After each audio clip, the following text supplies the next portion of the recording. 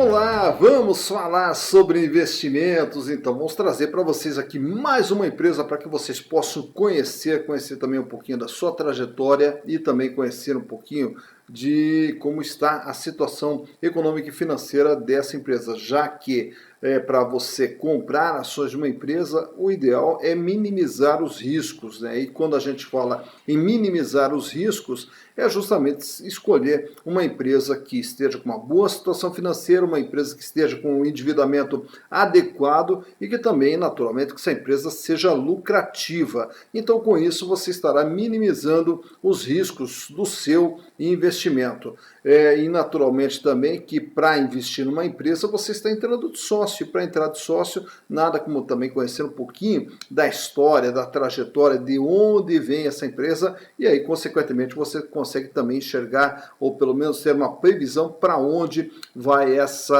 atividade econômica. E hoje nós vamos falar de uma construtora fundada lá no ano de 1962, a construtora incorporadora Cury, que foi fundada no ano de 1962 por Elias Cury e por Charles Cury. E aí ela começou como Cury Empreendimentos, já na época voltada ali para o atendimento dos públicos classe C e classe D, atuando dentro da cidade de São Paulo. E ao longo da década de 60, 70 até os anos 80, a construtora Cury lançou diversos empreendimentos dentro do estado de São Paulo. Já no ano de 1991, passou a ser administrada daí pelo filho do Elias Cury, que é o Fábio Elias Cury, e também pelo seu primo Paulo Cury e também por Ronaldo Cury. Então, continuou na mão da família, a família continuou tocando as atividades da construtora. Já no ano de 2007, aí a Cury recebeu um aporte de capital e entrou um novo sócio para a Cury, que é o grupo Cyrela. Cyrela Brasil, ela entrou com 50% de participação no capital da Cury Empreendimentos. Já no ano de 2020, a Cury passou ali por um processo de abertura de capital, né, fez o seu IPO e lançou as suas ações no mercado. Hoje elas comercializadas, negociadas na bolsa com o código CURY3. Então, para que você possa conhecer um pouquinho da trajetória da Cury, que estamos trazendo nesse vídeo, e também da sua situação econômica e financeira, trazemos para vocês aqui os últimos balanços 2018, 2019 e 2020, bem como também o último balanço agora do primeiro trimestre de 2021, para você saber como estão os números da Cury. Bom, e aqui estamos com as três últimas demonstrações contábeis da Cury Construtora Incorporadora S.A. referentes aos exercícios de 2018, 2019 e 2020. Também trouxe para vocês o primeiro trimestre do ano de 2021. Vamos começar aqui pelo ano de 2018. Em primeiro lugar, vamos ver qual é o tamanho da empresa. O tamanho da empresa é de 1 bilhão 129 milhões de reais no ano de 2018. Aumenta um pouquinho para 1 bilhão 287 milhões em 2019, vai para 1 bilhão 644 milhões no ano de 2020 e fecha agora o primeiro trimestre de 2021 com 1 bilhão 918 milhões de reais. Então, esse total do ativo é tudo aquilo que está dentro do patrimônio da empresa, ou através de capital giro, ou através do chamado não circulante, que são valores a receber a longo prazo, investimentos fora da atividade da empresa, o seu imobilizado e o intangível. Mas o importante aqui é sempre analisar esse grupo aqui, o ativo circulante. Por quê? Porque ele se refere ao capital de giro da empresa, aos recursos que a empresa tem para poder trabalhar. E esses recursos, eles eram no ano de 2018 de 921 milhões de reais, representando 81,6% de tudo que havia dentro da empresa. E como que é composto esse capital de giro? 250 milhões em dinheiro, caixa, banco, aplicação, 417 milhões a receber e os estoques de 216 milhões de reais e mais 37 milhões de outros créditos. Mas o fundamental são esses três: o que ela tem de dinheiro, o que ela tem para receber e o que ela tem de estoque, que vai virar contas a receber, que vai virar dinheiro. Tá? Então era de 921 milhões com 81,6. No ano de 2019, ele aumenta para 1 bilhão e 76 milhões, representando 83,6% de tudo que havia dentro da empresa. Já para o ano de 2020, esse capital de giro fica ainda maior, 1 bilhão 352 milhões, porém a sua representatividade ela recua para 82,2%. Por quê? Porque o ativo circulante não cresceu na mesma proporção que o tamanho da empresa, razão pela qual, em termos de representatividade, ele ficou um pouquinho menor. Tá? Vamos então, vendo aqui, né, o capital de giro, ele vem praticamente se mantendo estável na faixa de 81, 83, 82% de tudo que a empresa tem, mantendo um alto volume de capital de giro. Já no endividamento, o endividamento da Cury era de 782 milhões de reais, composto por dívidas de curto prazo e dívidas de longo prazo aqui no passivo não circulante. E esses 782 milhões, ele representa 69,3% de tudo que a empresa tem. Chamo a atenção aqui para essas outras obrigações que têm o valor maior de 400 milhões, que aqui ele tem muito relacionado a adiantamento de clientes, né? Então esses 400 milhões, uma grande parte aqui se refere a adiantamento de clientes. No ano seguinte, os 782 milhões vai para 924 milhões e a representatividade para 71,8%. Notando aqui que metade da dívida, metade do patrimônio da empresa é dívida de curto prazo, 21,7% é dívida de longo prazo e a dívida total de 71,8%. Já para o ano de 2020, a dívida sobe mais um pouco, vai para 1 bilhão e 2, porém, em termos de representatividade, ela cai para 60,9%. Então, observe aqui que a dívida sai de 69, vai para 71 e agora recua para 60,9%. Tá? E por que esse recuo? Justamente devido ao aumento da companhia, a dívida não cresceu na mesma proporção, razão pela qual o peso da dívida ficou menor. Então, a dívida menor, capital de giro se mantendo estável num volume alto. Em termos de resultados, 920 milhões de vendas em 2018, 1 bilhão e 19 em 2019, 1 bilhão e 144 milhões em 2020. E um importante aqui que chama atenção para o acionista é essa linha de baixo. Qual foi o lucro que a empresa teve? 176 milhões em 2018, 204 milhões em 2019 e aí o lucro ele diminui um pouquinho para 189 milhões no ano de 2020. Então o faturamento ele vai numa crescente, não tão alta assim, mas ele vem crescendo aos pouquinhos.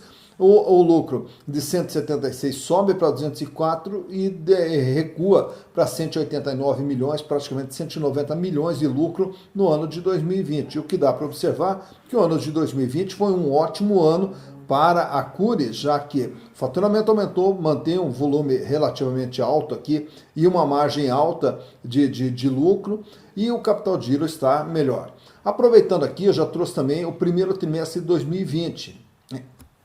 O primeiro trimestre de 2021.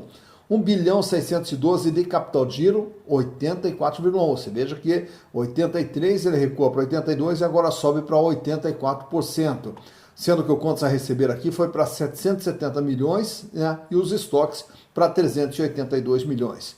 Já o endividamento da companhia, ele de 1 bilhão e 2 vai para 1 bilhão 224 e ele apresenta uma elevação de 60,9 para 63,8%. Então, a dívida que era de 69 vai para 71, recua para 60,9% e agora sobe um pouquinho para 63,8%.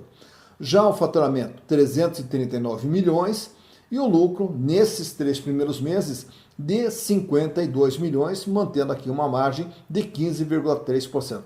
Então está aqui um resumo do que foram esses 3 exercícios e o primeiro trimestre de 2021 da Cury Construtora e Incorporadora S.A.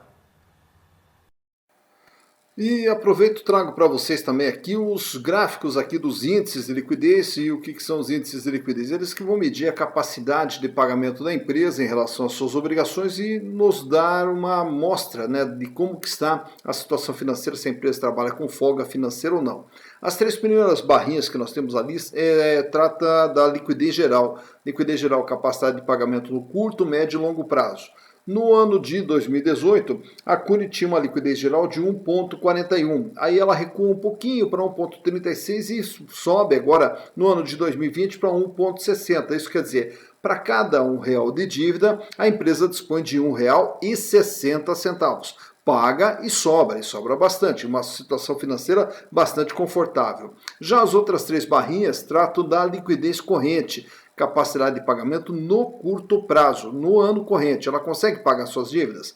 Então tem ali, no primeiro ano, 1,88, recua um pouquinho para 1,67 e depois dá uma disparada para 2,25. Isso quer dizer, para cada R$ 1 de dívida, a empresa dispõe de R$ 2,25. Então consegue pagar e sobra, trabalha com uma folga extremamente satisfatória. Então quer dizer, a Cury não tem problemas financeiros. E já nesse gráfico trazemos também os índices de endividamento, então em que altura como que está o endividamento da Cury.